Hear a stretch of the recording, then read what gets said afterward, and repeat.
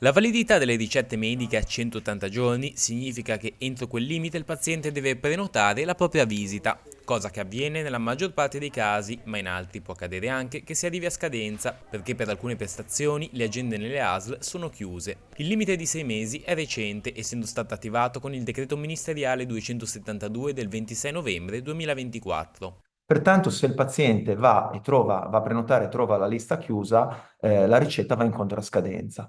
Questo comporta un disagio per il paziente che deve tornare dal suo medico a farsela riprescrivere e un aggravio di burocrazia per noi medici, soprattutto noi medici di medicina generale, che per i pazienti in follow-up ci ritroveremo a dover ripetere le ricette anche 2, 3, 4 volte fino a che non si sblocca un posto, fondamentalmente. L'assessorato alla sanità della regione Liguria ha scritto al Ministero di Economia e Finanza per chiedere una proroga della validità delle ricette fino a un anno. Per quanto riguarda i pazienti, una scadenza più breve, che quindi può causare l'impossibilità di prenotare e la necessità di dover rifare la ricetta, può anche comportare la rinuncia alla prestazione, almeno in alcuni casi.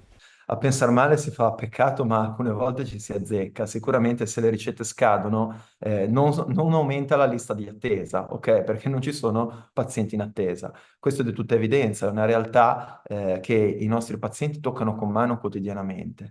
È un provvedimento dal nostro punto di vista assolutamente irricevibile ed è necessario che il Ministero dia una proroga su questo, proprio per venire incontro ai bisogni dei pazienti e anche del personale sanitario. Per quanto riguarda i medici di medicina generale, dover rifare delle ricette comporta l'uso di tempo aggiuntivo, che può sembrare non così pesante nel caso di una singola prescrizione, ma si aggiunge a una mole di lavoro ingente.